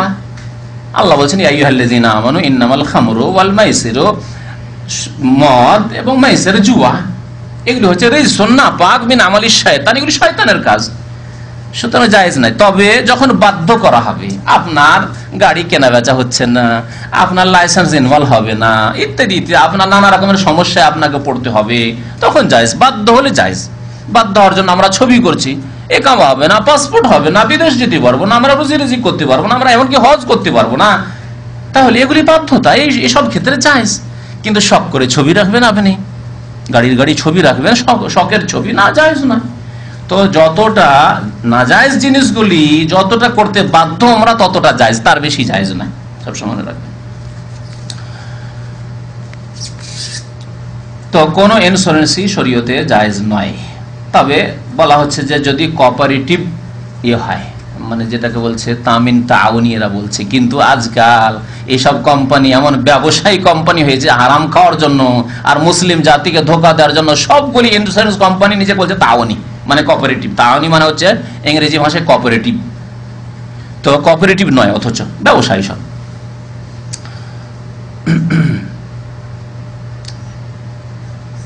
অথচ আমাদের এলাকায় এক ওয়াজ মাহফিলে এক বক্তা জায়েজ বলেছেন, বক্তা বলতে পারেন বলেছেন, কিন্তু শরীয়তে আল্লাহ রাব্বুল আলামিন জুয়াকে হারাম করেছেন। আর ইন্স্যুরেন্স জুয়া। আর যেমনটা বললাম, যদি আপনি বাধ্য হন, লাইফ ইন্স্যুরেন্স করা বাধ্য, সরকার বাধ্য করছে, যদি বাংলাদেশে আল্লাহ না করে কোন দেশে সরকার বাধ্য করে যে তোমাকে লাইফ ইন্স্যুরেন্স না করলে তোমার ন্যাশনাল টিকেটে দেবো, দেশে থাকতে দেবো না, তোমাকে বাড়ি ঘর পারমিশন দেবো না, ইত্যাদি ইত্যাদি, তোমার ছেলে মেয়েদেরকে পড়াশোনার জন্য স্কুল কলেজে অ্যাডমিশন দেবো না, জায়েজ হয়ে যাবে। তখন আল্লাহ না করে এরকম পরিস্থিতি হয়, যখন বাধ্য হবে জায়েজ, কিন্তু বাধ্য না হলে জায়েজ নয়। তারপরে কথা শোনেন না, সেই বক্তা কিন্তু এভাবে জায়েজ বলেন, আপনার কথায় বুঝতে পারা যাচ্ছে। তারা বলছে এলআইসির টাকা কোনো ভালো কাজে, যেমন রাস্তাঘাটে, টিউবওয়েল, মাদ্রাসা, এতিমখানা, তাহলে আপনার জন্য যদি জায়েজ হতো তাহলে এতিমখানায় কেন লাগাতে বলবে? আপনাকে নিজে খেতে বলতো। বুঝতে পারছেন কথা আমার, না বুঝতে পারেন না? সেই বক্তা নাকি বলেছে যে এলআইসি টাকাটা নিয়ে নেওয়ার পরে রাস্তাঘাট ঠিক করে দাও, পেশাব পায়খানা তৈরি করে দাও, গরিব মিসকিনকে দিয়ে দাও, এতিমখানায় দিয়ে দাও, মাদ্রাসায় দিয়ে দাও। তাহলে যদি জায়েজ হতো আপনার জন্য টাকাটা, সেটা যদি রিজিক হালাল হতো তো আপনাকে খেতে বলতো। আপনি আপনার ব্যবসার ইনকামের টাকা বা লাভের টাকা খান না, তাহলে বুঝা গেল জায়েজ নয়। সেজন্য বলছে অগতির গতি, এখন টাকাটা কোথায় খরচ করবেন, তাই এদিক সেদিকে মাদ্রাসা এইসব জায়গায় দিয়ে দেন, কিন্তু নেকির আশা নেই, কারণ হারাম পয়সা দিয়ে নেকি হয় না। এই কথাটি কাকে বলবো? যারা সুদী ব্যাংকের সাথে আদান প্রদান করতে বাধ্য, যাদের দেশে ইসলামী ব্যাংক নেই, ইসলামিক সিস্টেম নেই, মোজারাবা নেই, যাদের দেশে যেমন ভারতে সুদী ব্যাংক ছাড়া কোনো উপায় নেই, আর বাড়িতে টাকা রাখলে চোর ডাকাতে নিয়ে যাবে, এইরকম যদি আরো অন্যান্য কাফের দেশগুলি রয়েছে, সেসব দেশে, যেসব দেশে ইসলামী ব্যাংক নেই সেই সব দেশে জায়েজ। কিন্তু ইসলামী ব্যাংক যেখানে জায়েজ বিকল্প আছে, সেখানে না জায়েজ কাজ করা যাবে না, বা হারাম কাজ করা যাবে না। না সুদী ব্যাংকের সাথে আদান প্রদান করা যাবে, না সুদী ব্যাংকে অ্যাকাউন্ট খোলা যাবে, আর না এলআইসি করা যাবে। জি, এলআইসি টাকা কোনো মতেই জায়েজ নয়, আপনার জন্য জায়েজ নয়, সব করা এলআইসি, বাধ্য নন আপনি করতে। জি, আর আপনি পলিসি খুলে ফেলেছেন, একটি কথা বলে দিই, তারপর অনেক টাকা দিয়ে ফেলেছেন, এখন কিছু টাকা না দিলে হয়তো যে টাকাটা দিয়ে ফেলে 10, 20, 50 হাজার টাকা, সেটাও মারা যাবে। তাহলে ওলামারা বলেছেন কিছুদিন চালিয়ে টাকাটা হাসিল করে নেন, কেন আপনার এই লস লাগে, টাকাটা হাসিল করে নেন, তারপরে অতিরিক্ত টাকাটা, হারাম টাকাটা আপনি বিভিন্ন কাজে ব্যয় করে দেন গরিব মিসকিনদের মাঝে, আল্লাহ মালিক, কিন্তু নাকি হবে না, তাদের ফায়দা হবে। বাকি এমনি জায়েজ না, যে জেনে শুনে আপনি এলআইসি খুলবেন, না জায়েজ না। নামাজ ফরজ, আবার জীবিকা অর্জনও ফরজ, এই কথাটি কে শিখালো আপনাকে? নামাজ ফরজ আর জীবিকা অর্জনও ফরজ, এই কথাটি কে শিখালো? এত সংক্ষেপে কথা। জীবিকা অর্জন কতটা ফরজ জানেন? যতটা খেয়ে আপনি বাঁচতে পারেন, ঠিক কিনা? নামাজ ফরজ, আর জীবিকা অর্জন কতটা ফরজ যে আজকে আপনাকে 2 বার খেতে হবে, না হলে আপনি বাঁচবেন না। তাহলে 2 বার খাওয়ার ব্যবস্থা, এটি ফরজ আপনার জন্য। আর আপনার যদি ফ্যামিলি থাকে তাদেরকেও যদি 2 বার খাবার দিতে হবে, 3 বারই দিতে হবে, আরো ভালো করে দেন, নাস্তা আর দুপুর রাত 3 বার খাবার দিতে হবে, এতটা ফরজ। আর আপনি লাখ লাখ টাকার, হাজার হাজার টাকার ব্যবসা করবেন, একদিন 100 রিয়াল ইনকাম করলেন, এটি ফরজ কে বললো?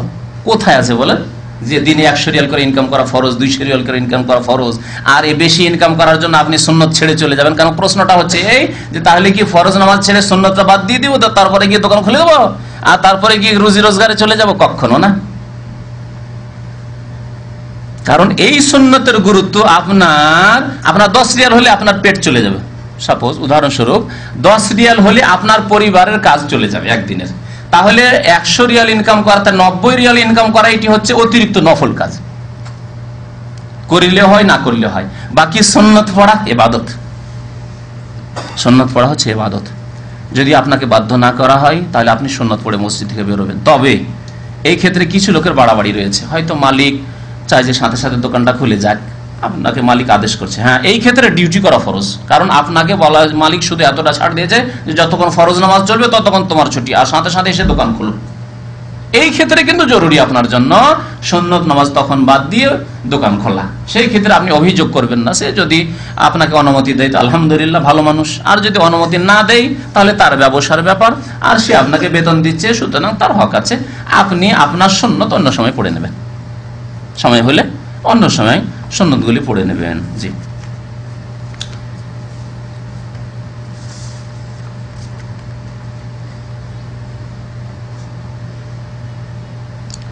অফিসে জামাত করে নামাজ পড়ার সময় ইমামের জায়নামাজ থেকে 1 হাত দূরে গাছের টব থাকলে নামাজে কোনো সমস্যা আছে কি? কেন সমস্যা হবে? সাদৃশ্যতা যে মনে হচ্ছে ওই গাছের টবের পূজা করছি বা সিজদা করছি।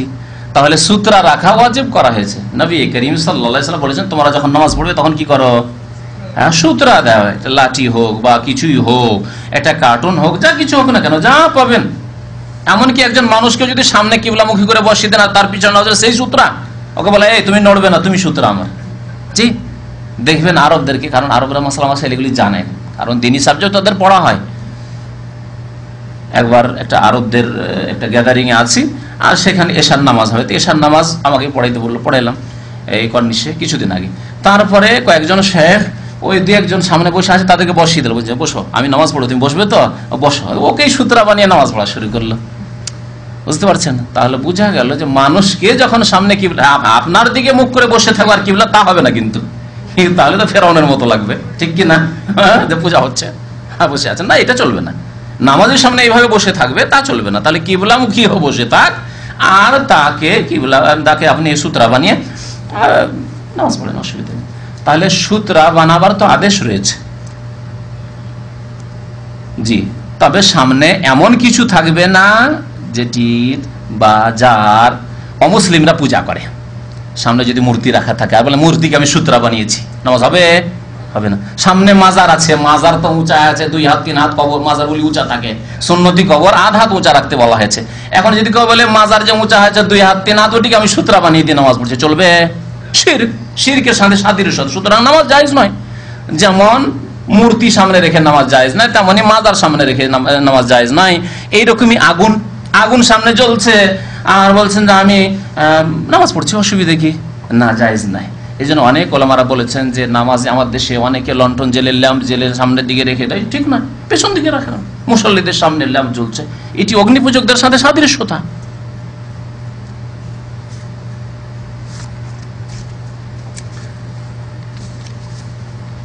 সময় শেষ হতে যাচ্ছে। এক ভাই লিখেছেন যে এক শিয়ার সাথে আমার ওযু সম্পর্কে আয়াত নিয়ে বেশ কিছু আলোচনা হয়েছে। প্রথম কথা, আপনি একজন সাধারণ মানুষ, এই গুমরাহ শিয়া, বরং শিয়া মুশরিক, এদের ধর্ম হচ্ছে শিরক করা, কবর মাজার পূজা এদের আসল ধর্ম। আর এই ধর্ম পাচার করেছে কবর পূজারী বেরেলভি রেজভিদের মাঝে। এই যে সুন্নিদের মধ্যেকার একদল নিজেকে সুন্নি বলে দাবি করে আর কবর মাজার পূজা করে, এই ধর্ম ইরান থেকে পেয়েছে, এই রাফেজি শিয়াদের কাছ থেকে পেয়েছে। লক্ষ লক্ষ মুসলমান এখন খোমেনির পূজা করে, খোমেনির কবরে গিয়ে। জি, গতকালকে আমার ছুটির দিন ছিল, তো এক মসজিদে ছিলাম, তো এক শায়েখ খোমেনি সম্পর্কে বলল, সুবহানাল্লাহ, কথাটি পড়েছিলাম একটি বইয়ে, তিনি স্মরণ করিয়ে দিলেন আরো।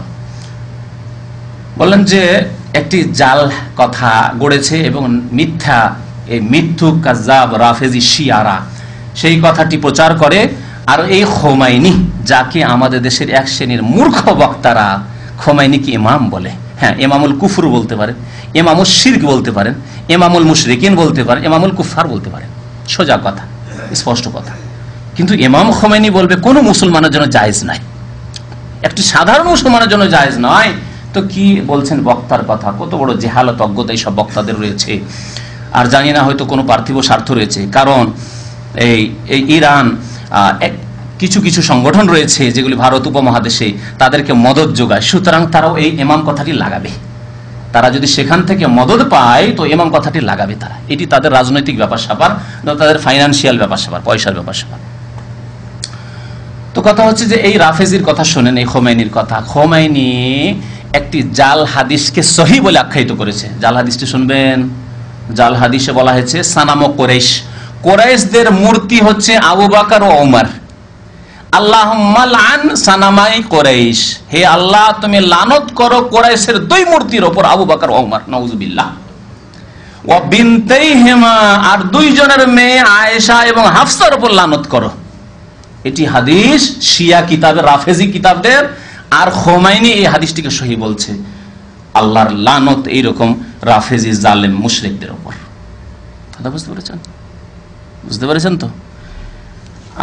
ধোকায় আছে এক শ্রেণীর মুসলিমরা।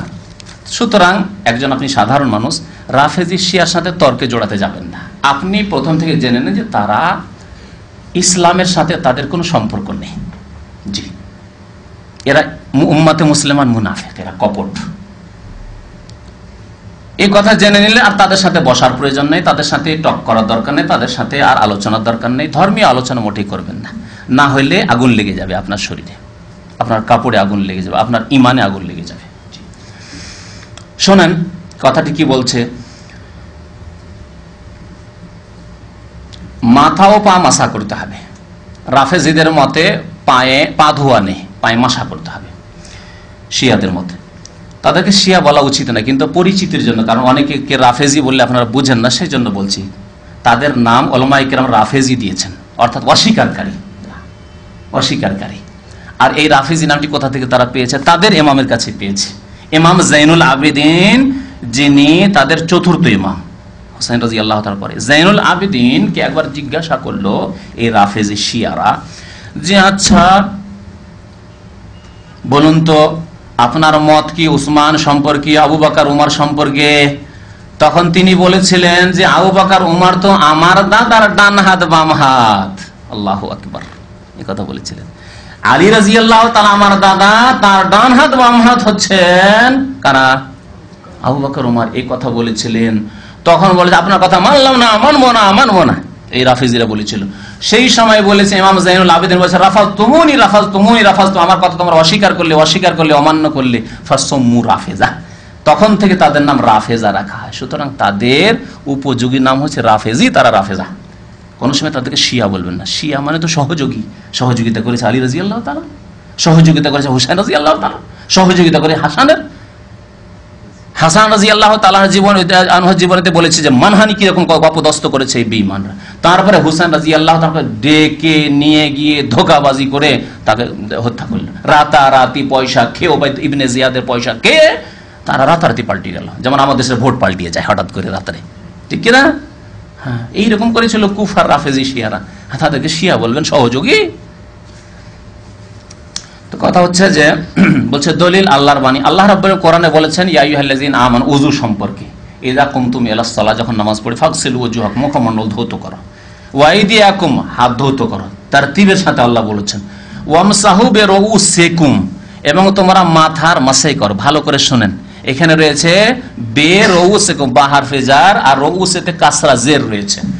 তাহলে মাথার মাসার ক্ষেত্রে বা দিয়ে উল্লেখ করা হয়েছে আর তাতে জের দেওয়া হয়েছে। তারপরে কি বলা হয়েছে? ও আর জোলাকুম, আর জোলাকুমে আবার জাবার দেওয়া হয়েছে। তার মানে ওই যে আইদিয়াকুম, ধোয়ার ক্ষেত্রে বলা হয়েছে হাত, আইদিয়াকুম জবর দিয়ে, আর মুখমণ্ডল ওজু হাকুম বলা হয়েছে, মুখমণ্ডল আর হাতের কথা জবর দিয়ে, ওরই উপরে আতফ করে এই গ্রামারে বলা হয়েছে। তাহলে বোঝা গেল যে কি করতে হবে? পাও কি করতে হবে? ধৌত করতে হবে। কারণ যেগুলি ধৌত করার অঙ্গ সেগুলিকে আল্লাহ জাবার দিয়ে, ফাতা দিয়ে বর্ণনা করেছেন। ফাগসিলু ওয়াজুহাকুম ওয়া আইদিয়াকুম ইলাল মারাফিকে, আর ওয়া আরজুলাকুম 4 নম্বরে। কিন্তু মধ্যখানে মাসা এই জন্য বয়ান করলেন যাতে করে তরতিবটা, পর্যায়ক্রমটা ঠিক থাকে, যে আমি আল্লাহ এইভাবে বলেছি, সুতরাং তুই মাসাটা পায়ের আগেই করবে। বুঝতে পেরেছেন কথা না? যদি মাসা হতো তো যদি পায়ে মাসা হতো তাহলে ওয়ার জোলেকুম থাকতো, ওয়ামসাহু বিরউসিকুম কাসরা, আর ওয়ার জোলেকুম, ওয়ার জেলুকুম নেই আমাদের কেরাতে। কোরআনে পড়ে দেখুন ওয়ার জোলাকুম আছে, তবে একটি কেরাতে ওয়ার জোলেকুম আছে। তার ব্যাখ্যা সম্পর্কে উলামায়ে কেরামরা বলেছেন যে এই আর জোলেকুমের কাসরার কেরাতটি মোজা যখন পরে থাকবে বা পা যখন আবৃত থাকবে, ঢাকা থাকবে, চামড়ার মোজাই হোক আর কাপড়ের মোজা হোক, যখন ঢাকা থাকবে সেই ক্ষেত্রে ওই কেরাতটি প্রযোজ্য। আমার কথা বুঝতে পারছেন না? তাহলে আল্লাহ রাব্বুল আলামিন কোরআনে এত ব্যাপকতা, দুইটি কেরাত থাকাতে ফায়দা কি হলো? যখন পা খোলা থাকবে তখন ওয়ারজুলাকুম, ওই যে মুখমণ্ডল যেমন ধৌত করলে, হাত ধৌত করলে পাও ধৌত করো। আমরা মানছি না এটা? আর যখন পা ঢাকা থাকবে, মোজা থাকবে, তখন কি করো?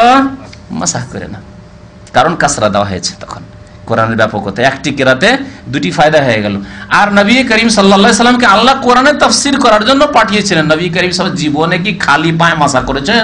মানে খোলা পায়ে, পায়ে মোজা নেই মাসাহ করেছেন কি? কখনো করেননি। তাহলে আপনি নবী করিম সাল্লাল্লাহু আলাইহি সাল্লামের তাফসীর নেবেন না রাফেজি গোমরা মুশরিকদের তাফসীর নেবেন? বলুন দেখি। এই এলেম এর অস্ত্র না থাকলে একটা রাফেজির সাথে কথা বলতে পারবে না। আমাদেরকে দেখলে কেন রাফেজি কাছে চলে যায়, বলবে? কথা বলবে? কোথায় এলেম আছে যে কথা বলবে? কিন্তু বিদাতি দেখছে যে এই তো দুর্বল আছে, একে হয়তো গুমরা করে একটা শিয়া, মানে বাংলাদেশে তো শিয়া রাফেজি নাই, দেখি একটা বাংলাদেশে যদি একটা পাচার করে দিতে পারে, এই হচ্ছে গুমরাহি তাদের। সুতরাং কখনো আপনি কোন রাফেজি, সে এই দেশের রাফেজি হোক আর কোন দেশের রাফেজি হোক না কেন, রাফেজির সাথে উঠা বসা করবেন না। যথাসাধ্য তার মজলিস থেকে দূরে থাকবেন আপনি।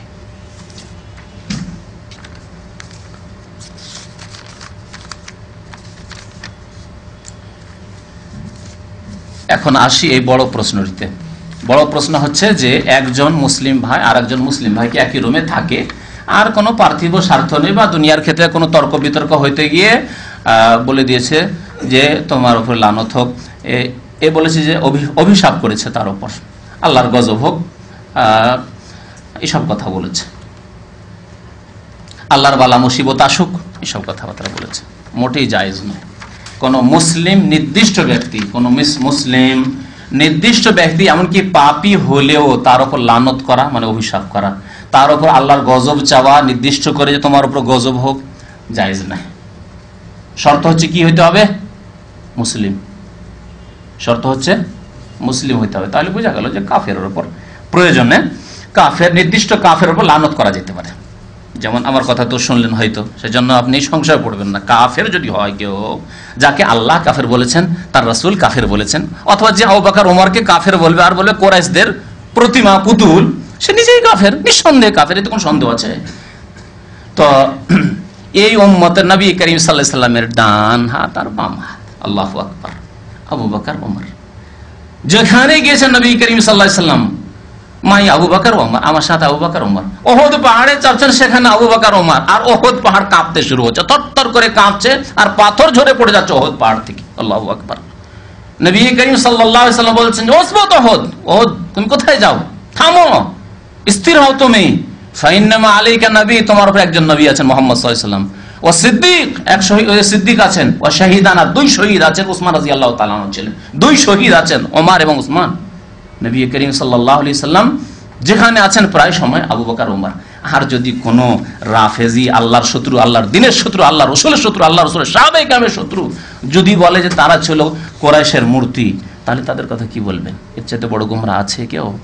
জাহান্নামের ইন্ধন। তো কথা হচ্ছে যে নির্দিষ্ট কোনো মুসলিম যদি কাবিরা গুনাহ পর্যন্ত করে, যদি কাবিরা গুনাহ পর্যন্ত করে, জিনা করে, চুরি করে, মদ খায়, তো তোমার উপর লানত হোক লুচ্চা কোথাকার, তোমার লানত হোক সারাবি কোথাকার, তোমার উপর লানত হোক চোর, এই কথা বলা জায়েজ নাই নির্দিষ্ট করে। তবে অনির্দিষ্ট জায়েজ আছে, কারণ নবী করিম সাল্লাল্লাহু আলাইহি ওয়াসাল্লাম একটি হাদিস বলেছেন, লান আল্লাহুস সারিকা, চোরের উপর আল্লাহর লানত হোক। তাহলে আমভাবে বলা যাবে চোর, আমভাবে, নির্দিষ্ট করে এক ব্যক্তিকে বলা হলো না, কারণ এই ব্যক্তি হইতে পারে আল্লাহর রহমত পেয়ে যেতে পারে, তওবা করে নিতে পারে। এক চোর আমার এলাকায় ছিল, 80 বছর বয়স হয়ে মারা গেল সেই চোর, শেষখানে হজ করেও গিয়েছে। আর যেবার হজে আসবে, এক লোকের বাড়ি তার গ্রামে ডাকাতি করেছিল, গিয়ে পা ধরে পড়ে গেল। আমার শোনা, সরাসরি এই শোনা ঘটনা বলছি আপনাকে, পা নিয়ে পড়ে গেল। কি ব্যাপার, তুমি আমার পা কেন ধরলে? বলছে আমি হজে যাবো আর তোমার বাড়ি আমি ডাকাতি করেছি এককালে, তুমি মাফ করে দাও, আর না হলে তুমি কি নিবে নাও। তাহলে ওই লোকটিকে লানত করে তখন হতে পারে আল্লাহ তাকে মাফ করে দিতে পারে। সুতরাং নির্দিষ্ট করে লানত করা যাবে। তবে চোর, চোর জাতি, তারপরে সারেবুল খামার, যে মদখোর, মদখোরকে নবী সাল্লাল্লাহু আলাইহি ওয়াসাল্লাম অনির্দিষ্টভাবে লানত করেছেন। এইভাবে লানত রয়েছে গুনাহগারদের উপর, লানাতুল্লাহি আলাল কাযিবিন, মিথ্যুকদের উপর আল্লাহর লানত কোরআনে কারিমে রয়েছে, আছে না? লানাতুল্লাহি আলাল কাযিবিন, কিন্তু একজন লোক মিথ্যা কথা বললো, তোমার বল লানত, না জায়েজ নয়, হারাম। তাহলে কাবিরা গুনাহ করলেও নির্দিষ্ট করে কারো উপর লানত করা, অভিশাপ করা যাবে না। আর এসব কিছুই হয় না, আপনার সাথে শুধু একটু ঝগড়া হয়েছে, দ্বন্দ্ব হয়েছে, মতানৈক্য হয়েছে, আর তোমার উপর আল্লাহর গজব হোক, হালাক হও তুমি, জায়েজ নয়, হারাম। শোনেন একটি হাদিস শোনেন, নবী করিম সাল্লাল্লাহু আলাইহি সাল্লামের বুখারী শরীফের হাদিস, 1297 নম্বর হাদিস, বলছেন ওমান লানা মুমিনান, কোন ব্যক্তি যদি মুমিন মুসলিমকে লানত করে, অভিশাপ করে, ফাহুয়া কাকাতলিহি, সেই ব্যক্তিকে খুন করার শামিল। কাউকে খুন করে যে গুনাহ হয়, লানত করলে ওই গুনাহ হয়। তাহলে এই চট করে কাউকে বলে দেওয়া, কোন মুসলমানকে নির্দিষ্ট করে তুমি কাফের, তুই ফাসেক, এইরকম লানতের সাথে ওটাও নিয়ে নেন। কাউকে ফাসেক বলা, তুমি বিদাতি, হ্যাঁ তুমি আল্লাহর দুশমন, এসব কথা বলা জায়েজ নাই, নির্দিষ্ট করে বলা জায়েজ নাই। তবে যে বিদাতি সে আল্লাহর দুশমন, আল্লাহ রাসূলের দুশমন, আমভাবে বললেন। কিন্তু তুমি বিদাতি, তুমি আল্লাহর দুশমন, জায়েজ নাই, বলা জায়েজ নাই নির্দিষ্ট করে। সবসময় মনে রাখবেন, ওমান কাযাফা মুমিনান ফাহুয়া কাকাতলিহি, কেউ যদি কোনো মুমিনকে মিথ্যা অপবাদ দেয়, মিথ্যা অপবাদ দিল, তাহলে সে যেন তাকে খুন করলো। নবী সাল্লাল্লাহু আলাইহি ওয়াসাল্লাম আরেকটা হাদিসে বলেছেন, একজন লোক রাস্তা দিয়ে যাচ্ছিল, আর তার মাথায় হয়তো কোনো চাদর ছিল বা শরীরে চাদর ছিল, আর বাতাস একটু জোরে চলছিল, বাতাসে চাদর উড়ে চলে গেছে। তখন গাল দিতে শুরু করেছে, লানত করা শুরু করেছে বাতাসকে। নবী করিম সাল্লাল্লাহু আলাইহি ওয়াসাল্লাম, লা তালআনহা ফাইন্নাহা মামুরা, বাতাসকে লানত করিও না, অভিশাপ করিও না, কারণ সে আল্লাহর আদেশ মোতাবেক চলে। তাহলে বাতাসকে যদি লানত করা জায়েজ না হয়, তাহলে আশরাফুল মাখলুকাত, সৃষ্টির সেরা মানব জাতি, তার মধ্যে থেকে মানব জাতির মধ্যে মুসলিম হবে। মানব জাতি মানে কাফের কথা বলছি না, কিন্তু মানব জাতির সৃষ্টি তখনই যখন মুসলিম হবে। আর যদি মানব জাতি মুসলিম না হয়, তাহলে সুম্মা রাদাদনাহু আসফালা সাফিলিন, সবচেয়ে বেশি নিকৃষ্ট। উলাইকা কাল আনআম বাল হুম আদাল, চতুষ্পদ জন্তুর চাইতেও নিকৃষ্ট আল্লাহ কোরআনে বলেছেন। তাহলে মানুষের সম্মান কখন থাকবে? যখন মানুষ তার রবের সাথে সম্পর্ক রাখবে, ইমানের মাধ্যমে, নামাজের মাধ্যমে, জি, তখন সেই মানুষ, আর না হলে পশুর চাইতে নিকৃষ্ট আল্লাহ কোরআনে ইরশাদ করেছেন। তাহলে বাতাসের উপর লানত করা যাবে। আর কোন ব্যক্তি যদি কারো উপর অভিশাপ করে, কারো উপর বা কোনো কিছুর উপর অভিশাপ, বাতাসের উপর করলো, আর বাতাসকে অভিশাপ লাগলো না, একজন লোককে আপনি অভিশাপ করলেন, অভিশাপ ওকে লাগলো না, সে অভিশাপ পাওয়ার হকদার নয়, এরকম অন্যায় করেনি, সে মালাউন নয়, সে আসলে লাইসা লাহু বিআহল, যার যোগ্য সে নয়, রাজা আতি লানাতু আলাইহি, তাহলে সেই লানত, অভিশাপ, গজব ওই ব্যক্তির উপর ফিরে চলে আসবে যে ব্যক্তি লানত করবে। সাবধান হয়ে যাবেন। আমাদের কিছু ভাইরা, তুমি মুনাফিক, কখনো জায়েজ নাই। তবে যারা ওয়াদা খেলাফি করে তাদের মধ্যে মুনাফিকি গুণ রয়েছে, ঠিক কিনা? এরকম বলা যেতে পারে।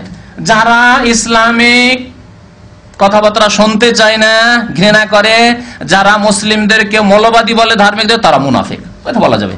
কারণ মৌলবাদী গালটি ইহুদি নাসারা শিখিয়েছে, আর মুনাফিকরা বলে মৌলবাদী, দাঁড়িয়ে রাখলে মৌলবাদী, নামাজ পড়লে মৌলবাদী, মসজিদ মাদ্রাসা দিনের কাজ করলে মৌলবাদী।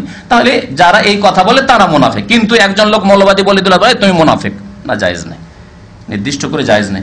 আশা করি বুঝে গেছেন ইনশাআল্লাহ। আবু দাউদ শরীফের হাদিস এই হাদিসটি। আর একটি হাদিস রয়েছে বুখারী মুসলিমে, আইয়ুমা রাজুলিন ক্বালা লি আখিহি ইয়া কাফির, কোন ব্যক্তি যদি তার মুসলিম ভাইকে বলে এই কাফের, বা অমুক, হয়তো সামনাসামনি বললো না, অমুক যে আছে না অমুক কাফের। আমার দেশের মোল্লা হুজুরদের ফতুয়া, এক পীর আর এক পীরের বিরুদ্ধে কাফের ফতুয়া দিচ্ছে, এক বক্তা আর এক বক্তার বিরুদ্ধে কাফের ফতুয়া দিচ্ছে, অথচ তারা কাফের নয়, অর্থাৎ তাদেরকে সরাসরি আল্লাহ ছাড়া অন্যকে সেজদা করতে দেখা যায়নি। আল্লাহ ছাড়া অন্যকে সেজদা করে দেখা যায়, তাহলে সে কুফরি শিরিক করলো। আল্লাহ ছাড়া অন্যের কাছে দোয়া যায় গাউসুল আজম মাদাদ, তাহলে সে শিরিক করলো। কিন্তু এসব দেখা যায়নি, শুধু মত পার্থক্য। একজন একদল করে, আরেকজন একদল করে, একজন চিল্লার দল, তো আর একজন হচ্ছে ওই আপনার ইসলামী গণতন্ত্রের দল, সেই জন্য একদল আরেক দলকে কাফের বলবে। যেমন আমাদের দেশে একদল চরমনাই, এই যে পীর, এই সব যাদের কথা বললাম, তাদেরকে কুফরির ফতোয়া দিচ্ছে, তারা নিজেরাই কাফের হয়ে যাবে। যারা নির্দিষ্ট করে কোনো ব্যক্তিকে কাফের বলে, তারা নিজেরাই কাফের হয়ে যাবে, যদি সেই ব্যক্তি কাফের না হয়। তাই শোনেন, যদি কোনো ব্যক্তি নিজের ভাইকে কাফের বলে, ইয়া কাফের ফাকাদ বা'a বিহি আহাদুহুমা, তাহলে দুইজনের একজন অবশ্যই কাফের হবে, দুইজনের একজন অবশ্যই কাফের হবে। সুতরাং কোরআন এবং হাদিস দলিলে স্পষ্ট থাকতে হবে সেই ব্যক্তি কাফের কিনা, সেই ব্যক্তির অজ্ঞতা দূর করেছি কিনা। আল্লাহ রাব্বুল আলামিন আমাদেরকে সঠিক কথা বুঝার এবং তার প্রতি আমল করার জন্য তৌফিক দান করেন, আমিন। আল্লাহ যেন আমাদের গুনাহ খাতা মাফ করেন, আল্লাহ আমাদেরকে ভালো কথা বলার জন্য তৌফিক দান করেন এবং ভালো কথার প্রতি আমল করার জন্য তৌফিক দান করেন, আমিন। সাল্লাল্লাহু আলা নবিয়িনা মুহাম্মদ ওয়া আলা আলিহি ওয়া সাহবিহি আজমাইন। নিজের হজ না করে বদলি হজ করা যাবে কিনা? জি না, যাবে না। সহিহ হাদিস আছে, একজন লোক হজ করতে এসে বদল, নবী সাল্লাল্লাহু আলাইহি ওয়াসাল্লাম বললেন যে তুমি হজ্জান নাফসে, তুমি নিজের হজ করো তারপরে অন্যের হজ করো, সুতরাং করা যাবে না। আমাদের এক ভাই আলাসা থেকে টেলিফোন করেছেন, এখানে দামামে থাকেন, তার মা মারা গেছে, কয়েকবার করে টেলিফোন করেছেন, আজকে আবার স্মরণ করিয়েছেন, আপনাদের কাছ থেকে দোয়া চেয়েছেন। আল্লাহ যেন তার আম্মাকে জান্নাতবাসী করেন, কবর আযাবকে যেন দূর করে দেন, গুনাহ খাতা যেন মাফ করে দেন, ভুল ত্রুটি যেন মাফ করে দেন, আল্লাহ যেন জান্নাতুল ফিরদৌস দান করেন, আমিন। সাল্লাল্লাহু আলা নবিয়িনা মুহাম্মদ ওয়া আলা আলিহি ওয়া সাহবিহি আজমাইন।